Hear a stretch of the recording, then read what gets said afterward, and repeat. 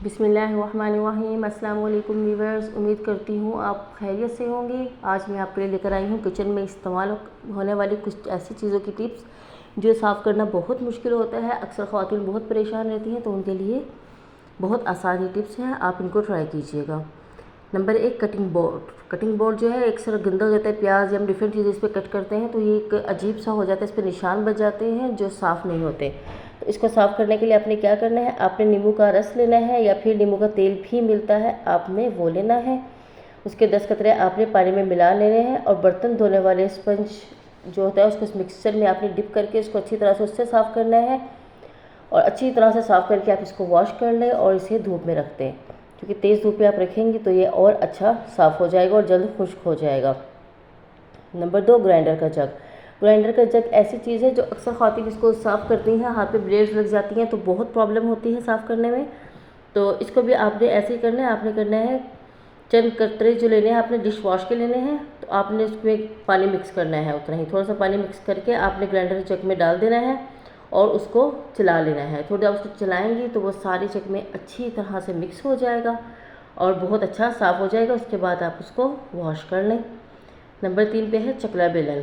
आजकल मार्बल या फिर लकड़ी के चकला बेलन इस्तेमाल होता है। अगर आपके पास लकड़ी का चकला बेलन है तो इसे कभी पानी में ना भिगोएं, क्योंकि इसमें क्रैक पड़ जाते हैं और लकड़ी फूल जाती है और ख़राब हो जाती है। इसके लिए बेहतर धोने का तरीका यह है कि आप इसको खड़ा करके किसी स्क्रैपर या खुरचन के साथ सारा खुश्क आटा निकाल लें और मोटे कपड़े से इसको साफ़ कर लें। मार्बल के चकला बेलन को अलबत्ता धोया जा सकता है, लेकिन इसे लकड़ी के चकला बेलन को धोया नहीं जा सकता। नंबर 4 पर है सिलबट्टा। सिलबट्टा इस्तेमाल के फ़ौरन बाद गर्म पानी या सर्फ पानी में भिगो दें, ताकि जो चीज़ें जम गई हैं वो नम होकर साफ़ हो जाएंगी। अगर किसी गहरे रंग वाली चीज़ को पीसा गया है तो सिलबट्टे पर निशान रह जाता है। इसको दूर करने के लिए लीमू और सिरकी को मिक्स करें और टूथब्रश की मदद से साफ़ करें। सिलबट्टे को किसी खुशबूदार या तेज़ाबत वाले लिक्विड में ना भिगोएं, क्योंकि फिर आप जब उसमें खाना बनाएंगी तो आपका टेस्ट ख़राब हो जाएगा। इसके बाद है तवा। तवा अगर चिकनाई ज़्यादा है तो इस पर टूथपेस्ट लगाकर स्पंज से साफ़ कर लें और पानी से खिगालते हुए भी स्पंज से रगड़ें। अगर तवा सादी रोटी पक कर बहुत ख़राब हो चुका है तो पहले चूल्हा जला लें और तवे को दरमियानी आंच पर 5 मिनट के लिए रख दें। गर्म तवे को एहतियात से किसी स्क्रैपर की तरफ मदद से आपने खुरचना है। गर्म होने की वजह से तमाम जमा हुआ आटा और तेल आराम से निकल आएगा।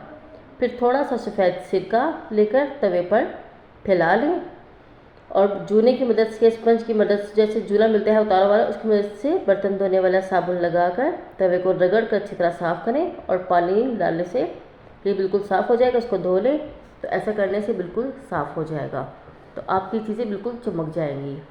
तो अगर आपको मेरी वीडियो पसंद आई तो प्लीज़ आप मेरे चैनल को लाइक और सब्सक्राइब करना मत भूलिएगा, ताकि आपको मेरी आने वाली दूसरी वीडियोज़ भी मिलती रहें। Thank you. अल्लाह हाफिज़।